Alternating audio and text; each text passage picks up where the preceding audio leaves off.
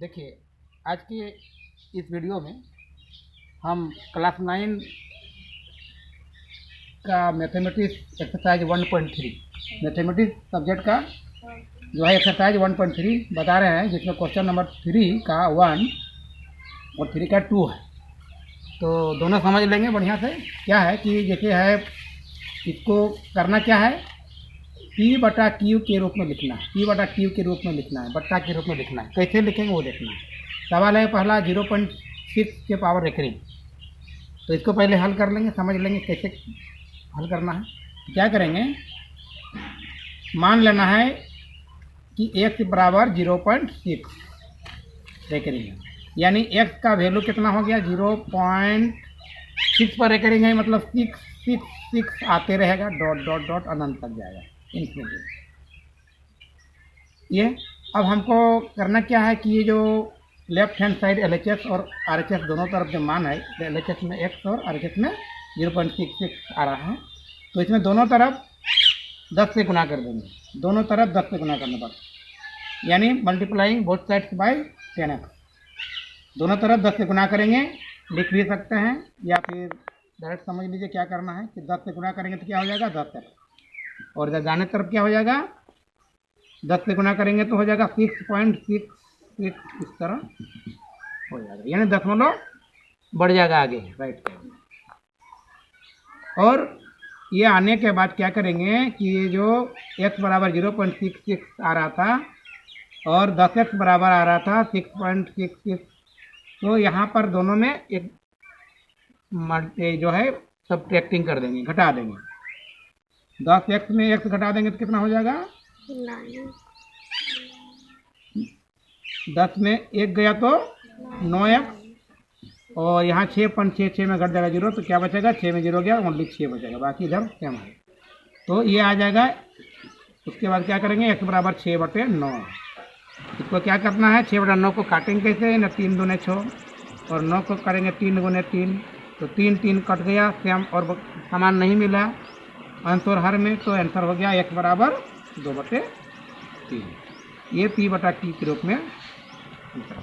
अब इसी टाइप का एक और सवाल है जिसमें थोड़ा अलग नियम है, रेकरिंग इसमें ओनली 7 पर है और 4 पर नहीं है। जैसे दूसरा क्वेश्चन है 0.47, तो इसको क्या करते हैं कि x इक्वल टू 0.47 मान लेते हैं।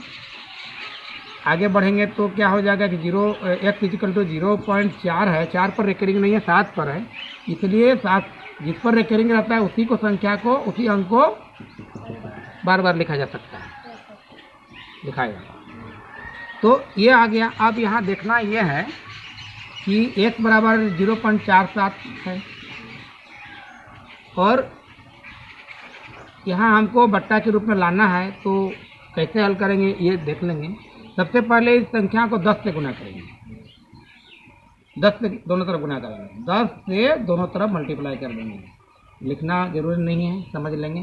10x हो गया, और इधर क्या हो जाएगा कि जब 10 से गुना करेंगे दशमलव आगे बढ़ जाएगा, यानी 4.777 इस तरह आएगा। अब देखिए, मान लीजिए कि यहाँ 10 से गुना किए थे, पहला वाला में तो घट गया था, क्योंकि यहाँ 6 पॉइंट के बाद समान संख्या है, पॉइंट के बाद समान संख्या है, लेकिन यहाँ पॉइंट के बाद 7 है तो पॉइंट के बाद यहाँ 4 है, नहीं घटेगा। घटेगा तो फिर दशमलव रह ही जाएगा, दशमलव खत्म होना चाहिए नीचे। जैसे दशमलव यहाँ खत्म हो गया, ओनली 6 बचा। क्यों 6 बचा, क्योंकि 6 खाल था, यहाँ 6 था, तो 6.0 होगा, 6.0 होता। तो ये पॉइंट के बाद 0 का वैल्यू नहीं होता, इसलिए हम पॉइंट के बाद 0 नहीं लिखेंगे तो भी चलेगा। लेकिन यहाँ यदि हम अभी घटाते हैं तो 77 में 47 घटाना पड़ जाएगा, तो फिर पॉइंट में आ जाएगा, दशमलव में आ जाएगा, इसीलिए हमको अब आगे 100 से गुना करना पड़ेगा। 100 से गुना करेंगे, यानी कहने का मतलब कि इसको 10 से करेंगे या फिर इसको 100 से करेंगे, देख लेंगे आगे। तो फिर आगे बढ़ते हैं, 10 से गुना कर देंगे, इसी को मान ले जाए कि तो 100 हो जाएगा। अब 1 0 बढ़ाइए, तो अब यहाँ क्या करेंगे, 4 दशमलव आगे बढ़ा देंगे। क्या करेंगे, 4 7 के बाद 4 7 हो गया, फिर दशमलव आगे बढ़ गया, फिर 7 7 7 7 आते हैं। अब देखिए 100 आया, फिर 10 आया, तो अब ये 100 में किसको घटाएंगे, इसको घटाएंगे, यहाँ से इसको घटाएंगे कि यहाँ से इसको घटाएंगे, ये देखना है।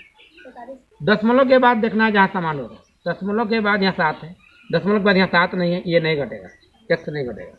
दशमलव के बाद 7 है, दशमलव के बाद यहाँ 7 है, यानी ये घटेगा। इधर 0 इधर सेम होना चाहिए, तो उसी को घटाएंगे, यानी यहाँ 100 में 10 घटाना पड़ेगा, न कि 100 से 1 घटेगा। यहाँ जैसे 10 से 1 घट गया, 10 से यहाँ 1 नहीं घटेगा, इसी दशमलव के बाद बच जाएगा, समझ रहे हैं। तो यहाँ 100 से 10 घटाएंगे, यानी आप इक्वेशन मान सकते हैं, मान ले जाए कि ये 10x जो किया इक्वेशन 1 मान लेंगे, इसको 2 मान लेंगे, तो इक्वेशन 2 माइनस इक्वेशन 1, तो इक्वेशन 2 में 1 घटाएंगे, तो 100 में 10 घटेगा, कितना हो गया, 90 हो गया, 90 हो गया। 100 में 10 घटा के 90 लिखे।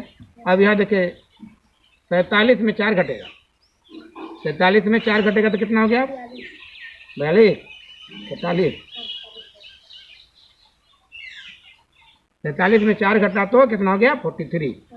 क्योंकि इधर सेम है 7 यहाँ भी 7 दशमलव के बाद तो उधर 0.00 नहीं लिखेंगे, 0.00 नहीं लिखेंगे, तो ये खत्म हो गया। उधर दशमलव के बाद ही संख्या है ही नहीं, पूरा 0 होगा, पूरा इधर 0 खत्म 0 हो जाएगा। इसलिए हमको तो p/q के रूप में मिल गया, बटा के रूप में आंसर आ गया। इसलिए लिखेंगे कि x बराबर 43/90 आंसर हो गया। अब ये 43 तो अभाज्य संख्या है, ये कटेगा ही नहीं, खुद से कटेगा 43 और 1 से कटेगा। और किसी का किसी का 1 के और 43 का पहाड़ा छोड़ के किसी दूसरे का पहाड़ा में 43 आता ही नहीं है ना। इसलिए 43/90, अब 90 कटेगा, लेकिन ऐसा नहीं है कि 90 को काट देगा, मान लो 10/90, इसको भी काट दिया 12 से या कुछ से 43 से क्या कुछ संख्या से, तो नहीं कटेगा। खाली एक तो काटना नहीं है, कटेगा तो दोनों कटेगा, आप है ना। तो इस प्रकार 43/90 आंसर तो हम लोग को हो गया, और समझ गया होगा कि दोनों का कंपेयर करिए, तुलना करिए। यहाँ जो नियम था वहाँ यहाँ भी वैसे ही नियम है। रेकरिंग था, जिस पर रेकरिंग 6 में था तो 6 लिखे थे, 7 में रेकरिंग था तो 7 लिखे थे, दशमलव के बाद जो भी है। तो यहाँ घटाने का नियम समझ गया कि हम किसको किससे घटा सकते हैं, वो कैसे सामान आना चाहिए, क्या होगा, तब जाके आगे बढ़ेंगे, तब सही होगा, नहीं तो नहीं होगा। तो आप लोग समझ गए होंगे कि 0.047 का बना दिए हैं, तो आप लोग उतार लीजिए। उसके बाद फिर हम दूसरा इसी तरह के क्वेश्चन हम देंगे। चलिए, थैंक यू।